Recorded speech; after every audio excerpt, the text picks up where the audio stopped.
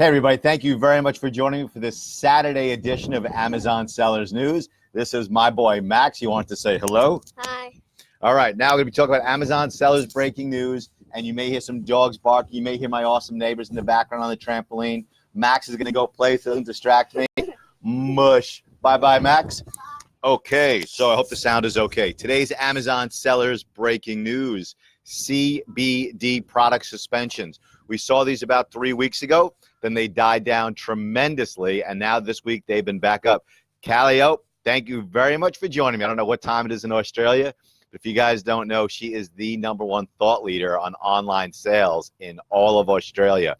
Thank you very much for joining me, and I'll tell Max you said hello.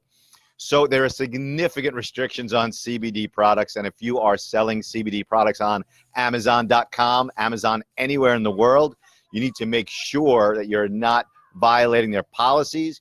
Be extremely careful about what words you use in your listings, and you may be called upon to show that none of the forbidden ingredients in your products exist. So be prepared, know what's in your products, be careful about your listings.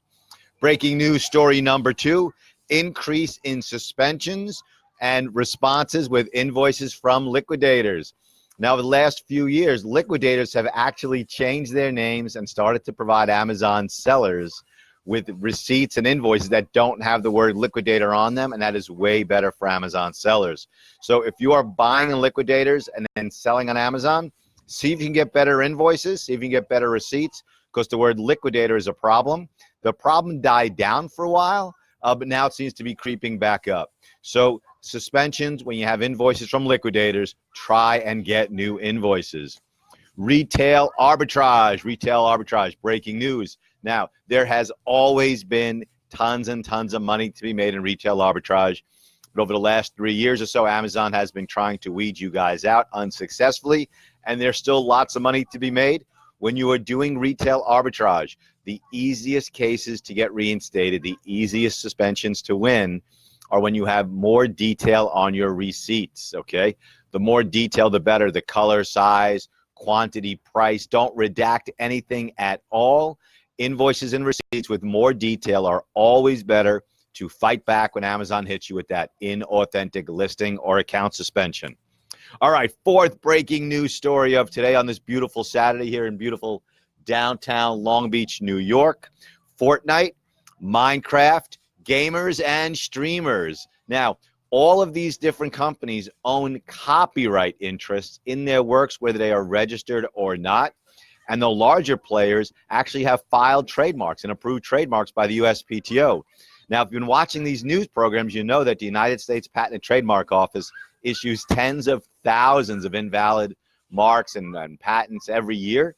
So I want you to make sure that if you are selling something with Fortnite, Minecraft, a gamer's logo, a streamer, that you're not violating their interest in their own copyright. Copyright is unusual in that you don't have to file anything at all in order to own copyright interest. So be careful. If you're selling products and it's not your intellectual property rights, you are asking for trouble, and it's certainly not a good long-term business plan. Okay, last news of the day, and I've been talking about this for weeks now. Sellers' rights. Amazon sellers have rights. If a brand has accused you of selling counterfeit products and you never sold a product, that complaint is clearly baseless. If you're selling genuine products and you're accused of selling counterfeit products, that complaint is baseless. And if any brand, large or small, or any seller, large or small, has falsely accused you of selling counterfeit products, you may be entitled to a significant cash recovery, just like in my old personal injury days. The reason is you may have causes of action for what's called defamation or defamation per se, since selling counterfeit is a crime, or tortious interference. There goes the dog. Come on, dog. Got 30 seconds left here. Tortious interference with contract. So if you have been falsely accused of selling counterfeit products, please give me a call. 8779-SELLERS, 8779-SELLERS. We built this firm on being available for Amazon sellers to speak to when you have a problem with Amazon. Now, the last thing I want to do is a promo for Vincent Famularo. He is one of our top paralegals. In fact, when we have trouble winning a case, he's the one that gets it on his desk. He is our Jeff Bezos. He is our escalation department. And he is a killer Call of Duty player. He plays on Twitch, and his name is Vinny, V-I-N-N-Y, Vinny Fams, F-A-M-S. I'm not a big Twitch guy, but I know there's a ton of sellers who are into it. He plays Call of Duty. At one point in time, he was the world's #1 Call of Duty player in the world, and he's building up his watch. So for those people streaming or watching streamers on Twitch, please check out Vinny Fams. All right, guys, thank you very much for this Saturday's edition of Amazon Sellers News.